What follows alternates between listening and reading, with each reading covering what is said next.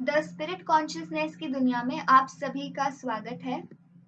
आज हम कंटिन्यू करेंगे एथरिक डबल ए पवल द्वारा लिखी गई पुस्तक के साथ अध्याय 2 और अध्याय के कुछ हिस्सों में प्राण या जीवन शक्ति के साथ काम करने की व्यवस्था।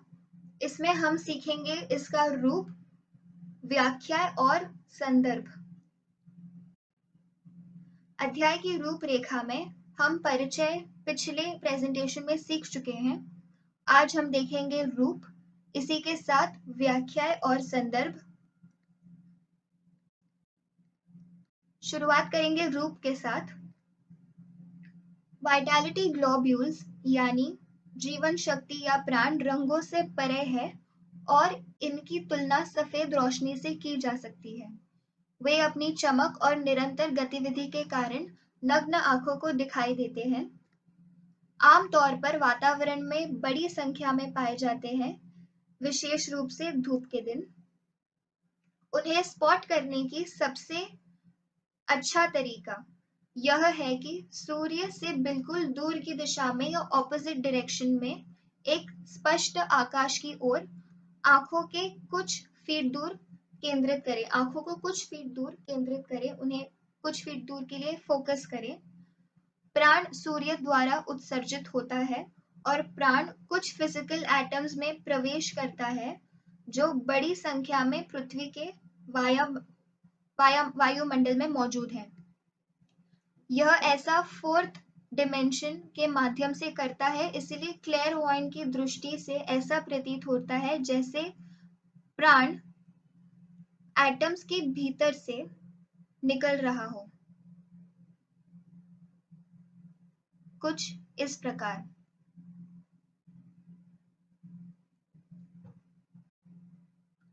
प्राण 7 प्रकार के होते हैं। 7 विभिन्न प्रकार के प्राण के रूप में वे रंगीन हैं, जैसे कि बैंगनी, नीला, हरा, पीला, नारंगी, गहरा लाल और गुलाबी लाल। सौर मंडल के अनुसार रंगों का विभाजन बिल्कुल नहीं किया गया है। वे मेंटल, कॉजल और एस्ट्रल शरीर में उच्च स्तर में देखे जाने वाले रंगों की समानता साझा करते हैं। सौर स्पेक्ट्रम से इंडिगो वायलेट और नीले रंग के बीच में है। लाल को गहरे लाल और गुलाबी लाल में विभाजन किया गया है। हालांकि प्राण के 7 प्रकार है, 7 प्रकार है, कुछ पुस्तकों में सिर्फ 5 प्रकार 5 का ही उल्लेख किया गया है। जैसे नीला और बैंगनी एक ही धारा से जुड़ते हैं, वैसे ही नारंगी और गहरा लाल दूसरे धारा से जुड़ते हैं। अगला हम देखेंगे व्याख्या और संदर्भ। संस्कृत शब्द प्राण का अर्थ कुछ इस प्रकार है। प्रा यानी एग्जिस्टेंस और अन यानी सांस लेना, मूव करना और जीना। अस्तित्व या जीवन ऊर्जा में सांस लेना। यह संस्कृत शब्द प्राण का या प्राण का निकटतम अंग्रेजी मैच है। पश्चिमी शब्दों में इसे वाइटैलिटी भी कहा जाता है। मैं प्राण हूँ, प्राण ही जीवन है, इंद्र कहते हैं, हेवंस के राजा और अन्य शास्त्रों के अनुसार एक देवता। यहाँ प्राण जीवन शक्तियों की समग्रता को दर्शाता है। मुंडका उपनिषद में कहा गया है कि प्राण ब्रह्मांड वन से आता है। प्राण उपनिषद कहता है कि आत्मा से प्राण जन्म लेता है।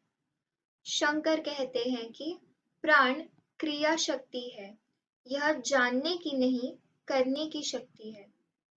इसे 7 तत्वों में क्लासिफाई किया गया है।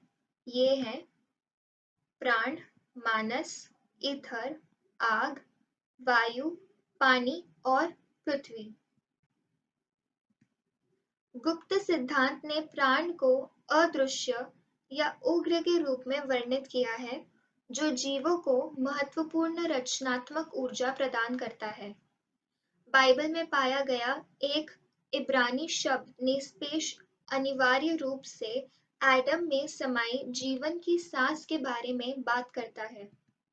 हालांकि यह प्राण और कामा का कॉम्बिनेशन है, एक साथ प्राण और कामा एक वाइटल स्पार्क है जो कि मनुष्य, जानवरों, कीड़ों, फिजिकल और फिजिकल मटेरियल में जीवन की एक सांस जैसे माना जाता है। पैरासेल्सिस और डॉक्टर बी रिचर्डसन द्वारा संदर्भ छोड़ दिए गए हैं और छात्र विवरण के लिए अंतर्हित पुस्तक का उपयोग कर सकते हैं। अगली प्रेजेंटेशन में हम सीखेंगे इसकी विशेषताएं। धन्यवाद।